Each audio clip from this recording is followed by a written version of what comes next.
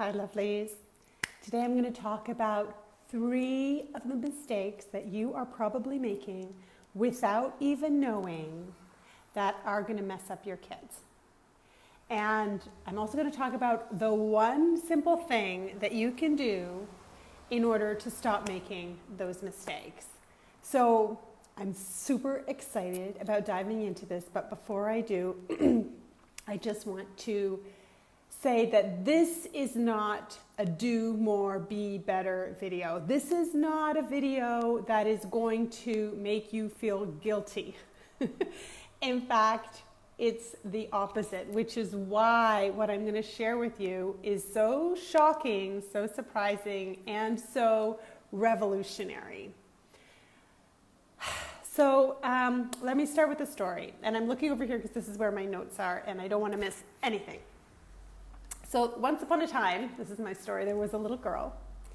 And she was told, sometimes directly and sometimes subliminally through kind of indirect messaging, that in order to be a good girl and a good person on the planet, in order to be worthy and loved, at least that's how she interpreted it, she needed to accept what she was told and what she was given. Get what you get and don't get upset. She needed to smile and to be nice.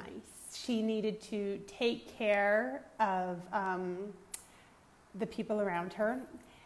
She needed to be polite. She shouldn't make a fuss. She was told that if she made an angry face, it would probably stay that way. And that getting angry was not attractive. She was told that if she stepped into her power and her fullness, she probably wouldn't find an adequate partner in life, and maybe never be able to get married and have a family or children.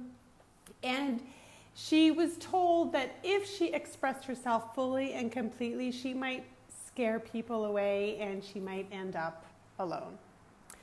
So like I said, some of those messages came to this little girl directly, and some of these messages came to this little girl subliminally through social messaging or, through sort of subliminal messaging. So this little girl took it all in. She's no dummy. She took it all in and she put a smile on her face. She did well at school. She pleased others. She never complained. She got a great job. She married a great person. She, had kids. And she sort of ticked all the boxes that she thought she was supposed to tick. Having kids was hard. Being in a marriage was hard. But she figured that, she got what she got. She shouldn't get upset. And she had everything that she was supposed to have to make her happy, right? She had the kids. She had the partner. She had... in this case, it was a husband. She had the house. She had a decent job. But she wasn't happy and she wasn't fulfilled and she didn't feel satisfied and she didn't feel joy and pleasure. And she was sure that something was wrong with her. Why didn't she, feel happy? Why wasn't she satisfied with what she had? Why didn't she feel joy all the time? Or... what was wrong with her? She was constantly questioning what was wrong with her when she had everything that she thought she should have. And so what she did was she bought a whole bunch of self-help books and she kept trying to get more done and to be a better person, to be a better mother, to be a better wife, to be a better professional. And she just kept pushing herself and pushing herself and pushing herself. But that inherent sort of joy that would kind of pop up every once in a while wasn't like a constant in her life. And so, after time, when her kids left the home and there were ups and downs in the relationship, she eventually went to see a psychiatrist. She went on antidepressants. And there were times also, even before when the kids were little, when she was taking anti-anxiety drugs. And she struggled a lot with feeling lonely and feeling unhappy. But she didn't really know another way. And she had raised good kids. who went to good schools and got decent jobs and married decent partners, and the bills had been paid, and she'd stayed in a marriage. She managed to stay in a marriage. And so there was this kind of like a numbness in her life that she sort of accepted to be her norm. And she just kept kind of going and going and doing and reading the self-help books, feeling frustrated that none of them really made the difference that she'd hoped. But, she just assumed that that's what life was like, right? And then one day, and her daughter, by this time, one of her daughters had left the home and had kids of her own, and had asked her to come and stay because it was a particularly busy time and she needed an extra hand. And so she went to visit and went to sort of offer that extra hand to her daughter. And what she saw opened her eyes, because what this woman, now a grandmother, saw was her daughter replicating her life. She noticed that her daughter didn't feel fulfilled in her career, in her role as a mother, and in her role as a wife. She noticed her daughter feeling stretched between the three. She noticed, and she spoke with her daughter, who was now also seeing a psychiatrist and had been prescribed antidepressants and anti-anxiety medication. She was just looking at the same patterns reflect themselves in her daughter. And hi Melissa Love. It was so painful and shocking for her that she didn't know what to do. And she questioned, what have I done wrong? What have I done wrong? And so in today's video, I'm going to tell you what this woman did wrong. This woman could be anybody. It could be your aunt, it could be your mother, it could be yourself, it could be your sister, it could be your friends, it could be your neighbor. This woman is a representation of so many women on the planet today who think that there's something wrong with them because they feel unfulfilled and unsatisfied, because they don't sense joy often enough or pleasure often enough in their life, because they are repeating old patterns unconsciously, and those old patterns keep them small. And they keep them in this is how I should be, and this is what life should be like, and this is what should keep me happy, and so that's why I'm going for it. But when this woman saw her daughter replicating the exact same thing, it was like a shocking moment of awakening. And she felt so hopeless and wasn't sure what she'd done wrong.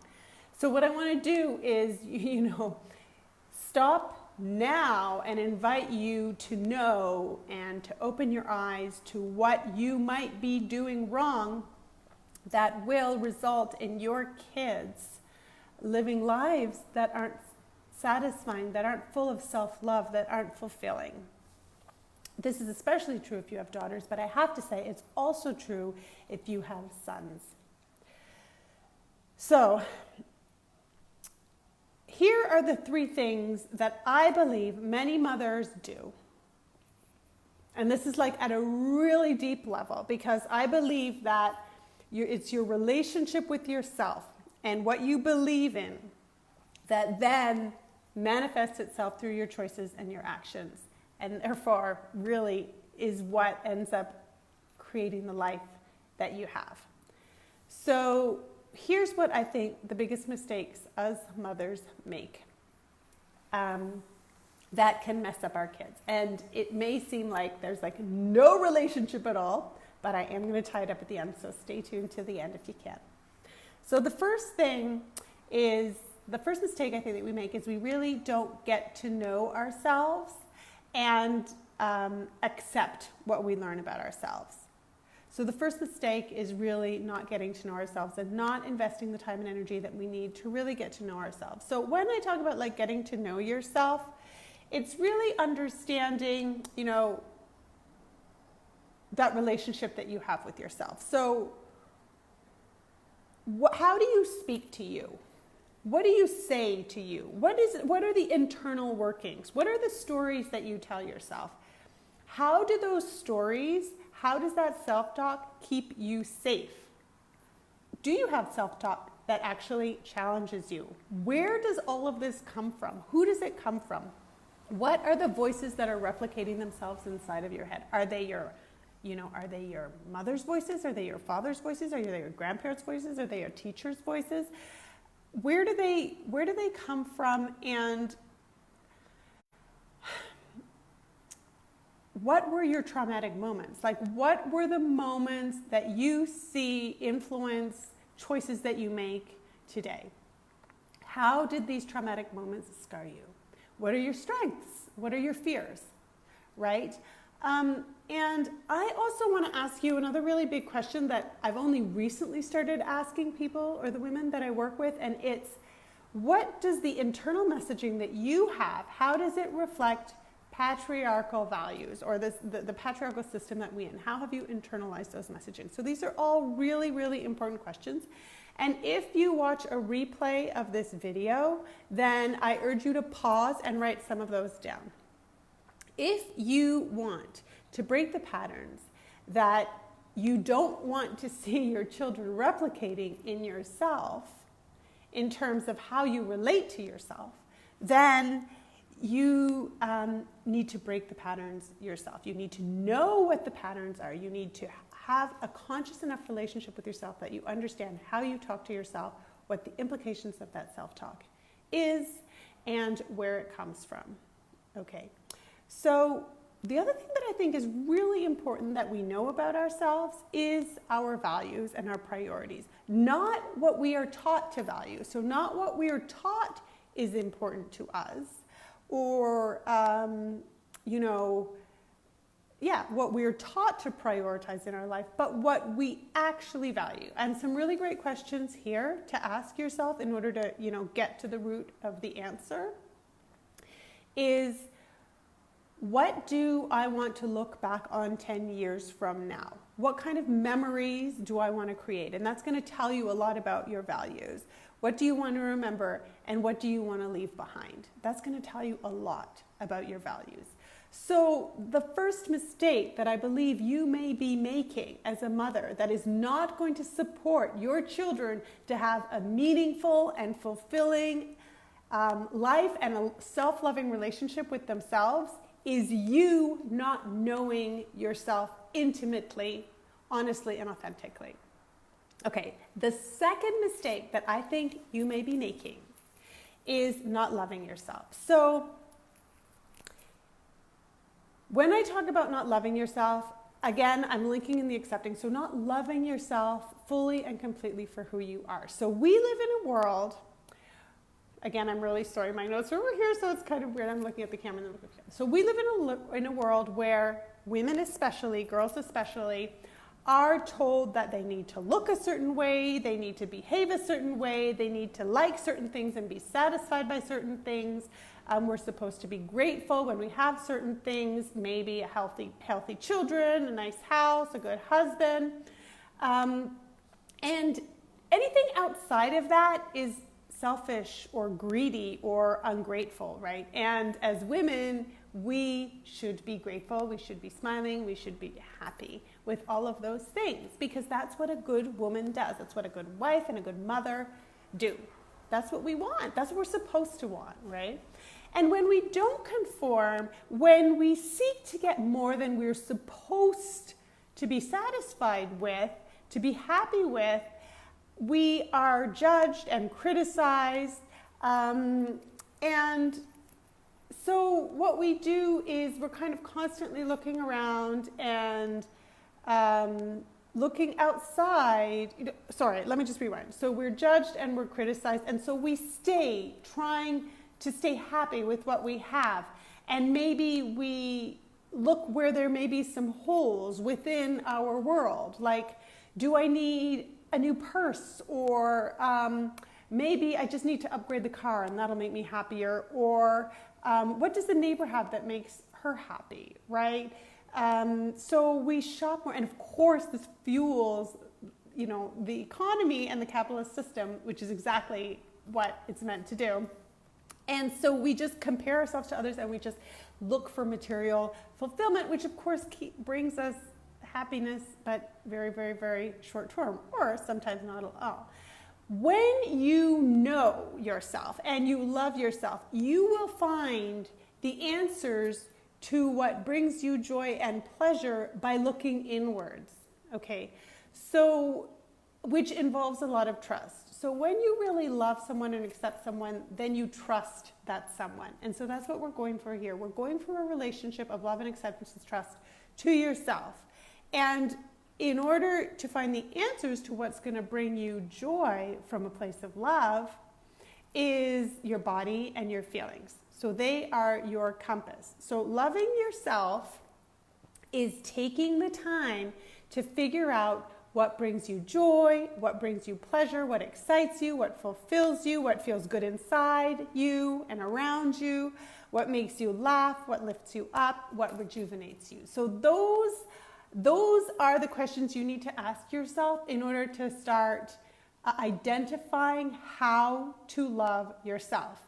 And listen very carefully to what I'm going to say now, which actually isn't in my notes, but has just popped up inside, is that all of these things, asking all of these questions and living in alignment with the answers to these questions, in other words, practicing stuff that is an act of self-love is an act of revolution, because we have been socialized to put other people first, always. And I'm not talking about little people who obviously need to be fed and need to be clothed and need to be taken care of. You know, I'm not talking about, wow, baby's needs, whatever. That's not what I'm talking about. That is called neglect. And that is not what I'm encouraging. But what I am encouraging is that in your role as a caregiver for a little person, you need to also be loving yourself. So, yes, loving yourself. Okay, so loving yourself is knowing what feels good, and loving yourself is also knowing what doesn't feel good. And it is knowing what feels sucky and what turns you off and what, brings you down. And loving yourself in practice is minimizing all of that, okay? It might mean minimizing hanging out with certain people. It might mean you're in a job that sucks your energy. It might mean making a plan to get out of that job and find something else. It might mean hiring help or delegating activities that you do 90% of the time that you don't want to do quite so much anymore. So, and looking at your budget and seeing, making it more in alignment with all of that, right? So loving yourself is basically crafting the energy and time that you need to do more of what brings you joy and less of what doesn't. And so this is a very first step, well, a second step. Let's say the first step is knowing yourself, and the second step, like knowing your internal workings. And then the second step is loving yourself. These are both steps in what I'm calling the third mistake that you make, and it's not honoring yourself. So let's imagine you've already done a lot of inner working. You kind of know what you tell yourself, and you know what turns you on, and you know what turns you off, and you know it, and it's there, but you're not honoring it. You're not taking action and choices that are in alignment with that. So that's the third mistake that you could be making as a mom that could mess up your kids. And I'm going to explain how it messes up your kids, but I'm sure you're already guessing that. So honoring what we know and honoring what we know and what we love about ourselves, or honoring the love that we have for ourselves, is really accepting ourselves and living in alignment with our values and our love for ourselves and our knowledge of ourselves outside of a box of what we should be as mothers and as partners and as women, as sisters and as daughters. And all of that whole honoring piece is a practice. So let's just rewind a little bit, and I want you to think a little bit about honoring the patterns and the voices that make up your internal messaging. We need to honor them not only in that we need to really take into account what they teach us, But we also need to honor them simply for being there, because all of the messages that we've received from, you name it, our grandparents, our parents, our teachers, our neighbors, our, social media, some of the, magazines that we read, the soap operas that we saw as children. All of that was designed consciously, unconsciously, mostly unconsciously, to keep us safe in a patriarchy, right? People like a young girl who smiles, and she'll have more chances to get the job interview. And so we learned how to play the role, and we learned how to do it, and we did it. And it got us places. In many cases, it got us places. So it's important that we honor those voices and that we don't hate them. Hate is not going to do anything for anybody. So we need to honor them, and we need to really acknowledge them for the purpose that they've served. And then we need to say, and if Melissa, if you're still here, then you will have heard me say this, thanks for coming out. Now you can get to the back of the bus because I'm driving the bus now, right? Or a more self-compassionate voice is driving the bus now. And so we do need to take time to honor that. And I just wanted to kind of throw that in there, because some of the time we become so frustrated with all that internal messaging that holds us back, that keeps us small, that keeps us in these recurring unhealthy patterns, and we get angry at it and frustrated with it. And that's energy that could be better served doing other things that actually lift us up. So I really want to encourage you to honor the nasty self-talk and understand where it comes from and how it served you. Now, what else do I have here? Yes, okay. So I want you to honor yourself also for being who you are, and for loving what you love, and for hating what you hate. So we often get angry at ourselves for getting angry, or for hating certain things, or for being pissed off, or, and this is all about our social conditioning as well. We have been told not to get angry and not to get pissed off. We need to honor ourselves as a whole entire being, one that loves and one that hates, one that feels joy and bliss and one that feels pissed off, right? So we really do need to honor ourselves as whole beings and not cut off that side of ourselves that often has a very, very, very important message. And I'm digressing a little bit here, but the message that comes from anger and frustration and from guilt and from all those feelings that we really wish we never felt, because we are supposed to be happy and smiley all the time and loving and caring and patient. All those feelings that are what girls and women aren't supposed to feel, all those feelings are really important messages that are telling us that something is out of alignment and that we need to check in and we need to understand what the message is behind the feeling. So it's really important to honor yourself, your body, your feelings, and everything that come up around them. And I'm sorry, I am digressing. But how do you do that? How do you really honor all the feelings? And how do you really honor, you for being who you are? Passion and rage and everything included. And it really is by listening in and tuning into your body and taking the lead that your body is leading, like following the lead that your body is leading, right? And listening and tuning into your body, your feelings and your intuition. And if you start to do this baby steps, it becomes easier and easier and easier. So I'm going to share with you now what you can do in order to stop making these 3 mistakes. And I'm going to explain a little bit later why it's not only about you, but it's also messing up your kids. But I'm sure, like I said, you know where I'm going.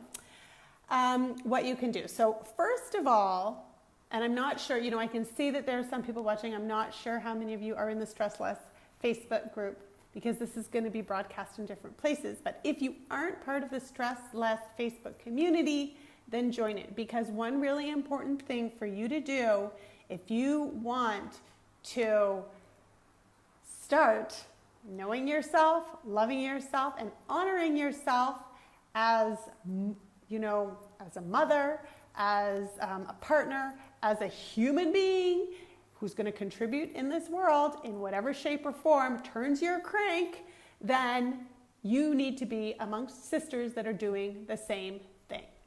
So surround yourself by women who will lift you up and who will support you to do everything that I'm talking about here. So that's the first thing that I would encourage you to do. And that doesn't, it's not limited, of course, to the Stress Less, Love More community. If you have women's circles in your community that you are a part of, or that you can join, or that you can create, and this can look like 4 or even 2 of you coming together and hanging out once a month and just really listening to each other and lifting each other up, and sharing the internal messaging, talking about how did you love yourself this month? What did you do for yourself? Is there any way, could we have a kids swap so that one day you have like a spa day and another day I can, really surround yourself by sisters who are not in this like game of motherhood is a sacrifice, I am a martyr, nothing is ever going to change, I hate my husband, he never helps. Like, there is a time to bitch and moan. I know, I do it, but we want to move beyond that. So surround yourself by like-minded women who are ready to do this work and who are willing and open to support you in different ways. So that's the first thing. Second, I want you to really start to check in with what's going on in here. Heart, mind, what is going on inside of you? Really connect with the internal messaging that's going on inside of you.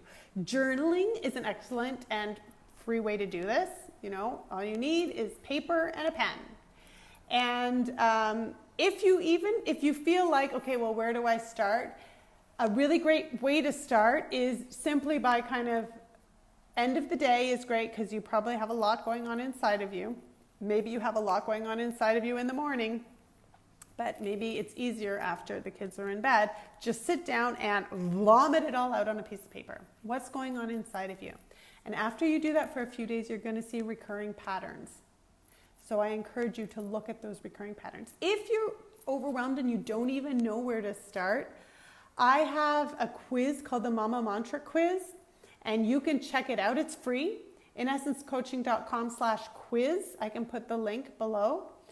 And in this quiz, you'll be asked a series of questions that are going to help you identify your biggest challenge, your biggest struggle as a mother. And then once the quiz helps you identify what that biggest struggle is, it's an excellent entry point to support you to make changes in the way you talk to yourself as a mom. So that's it's kind of a easy, quick way for you to get a big bang for your buck in terms of energy and time. Figure out a good starting point when it comes to understanding what's going inside of you and how it's manifesting in your world, in your mom world. Okay. What else? If you're really wanting to cut to the chase here and go deep fast, then hire a life coach. I am not really taking on new clients at the moment, but there are amazing life coaches out there, and I can tell you from experience that it has been one of the wisest investments for me. And I think I'll probably be opening up a few free discovery sessions. If anybody's interested soon, then message me privately. But I really strongly encourage. I think that coaches should be funded by the state for mothers, personally, because I think we all need one. It's such a hard job. So third of all, get support. Support yourself. Go inside and get the support that you need if, integrate patterns into your life that are going to support you to really understand what's going on inside of you. And that can look like, journaling. For some people, meditation is very helpful. And, hiring a life coach or joining joining a women's circle, also very helpful. The third thing that I would invite you to do is to really question your relationship with self-care and start to practice something that I'm beginning to call slow down self-care. So slow down self-care is not the like, I've got 45 minutes to go to the gym, I'm going to pump it out. I'm going to get there, do my thing, and get out again. Or going and getting a manicure, a mani-ped. Mani-pedi. A manicure and a pedicure. That's not what I'm talking about here. I'm talking about really investing some time and energy in doing nothing. So in clearing your mind, not doing nothing. I mean, for me, going for a walk, having a bath, and meditating are probably my favorite ways of doing slow down self-care. But we want to create moments in our lives where we can really connect our body to our mind and listen to what comes up for us. So we're looking for those aha realizations that tell us, oh, this isn't working, or oh, wouldn't I just love to do that? Maybe some secret dream that you've like stuffed under the rug because it's just too scary. Like maybe you want to go for a walk and you want to just wait to see what comes up for you. Or have a bath and just wait to see what comes up for you. And that in conjunction with the journaling piece can really support you to connect with what's missing if you're feeling like something's missing in your life. So I want to go back to the the really big kick-ass question, which is, what is one thing that you can do to stop making these 3 mistakes that I talked about, right? What's that one thing that you can do? And it's pretty much, and even when I say this, because my social conditioning is so anti what I'm about to say, it makes me cringe, but I'm going to say it anyway. And it's that you need to put yourself at the center of your life. You need to trust that putting yourself at the center of your life is not a selfish act. You need to trust that putting yourself at the center of your life is not only good for you, but it's good for everybody around you. So it's uncomfortable and it goes against all our socialization, like I said, because we were really raised to be secondary to other people. But it's the only way that you're going to be able to connect with your power. And when you connect with your power, you role model something that you want more than anything for your children. You are role modeling for them a how that they need to learn in order to love themselves, have fulfilling lives. So that's what it has to do with our children. Let's go back to that story at the very beginning where we talked about that woman. The woman's daughter was replicating everything that she had done. She was, she had gone to a good school just like the mother. She'd studied hard. She'd married the good guy. She'd had the kids. She had the house. She had a decent job. But she wasn't feeling fulfilled inside. She had never taken the time, as her mother hadn't, to really go inwards and figure out, what is driving this unconscious living? What is driving these patterns? She'd never really taken the time to, start to identify what really turned her on, right? She'd never taken the time to figure out what wasn't working for her and to honor that. So really, by practicing all the things that I've invited you to practice, you can come to a place where you can start to role model for your children this living in alignment with what is most important to you and living from a place of self-love. We need to love ourselves in front of our children so they learn how to do the same. And when we mess up, and we will, I do. Everybody does. We need to say it out loud.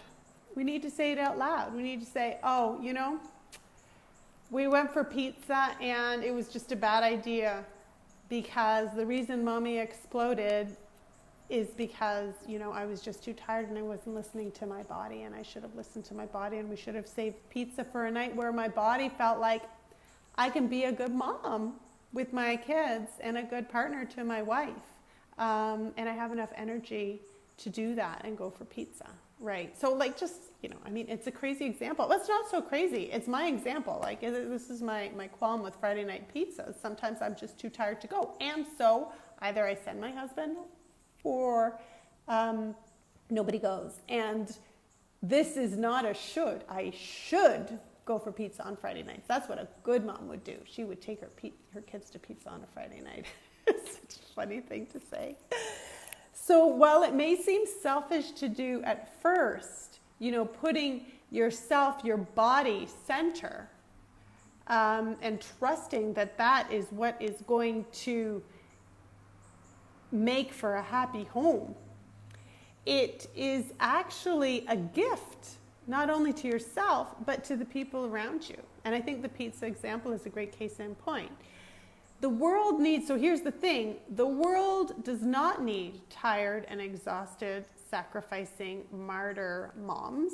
The world needs full capacity women who are in touch with their bodies and their intuition, and who are role modeling self-love, self-knowledge, and you know, self-worth, self-actualization to their little people, because that's how our little people are going to learn to do the same thing.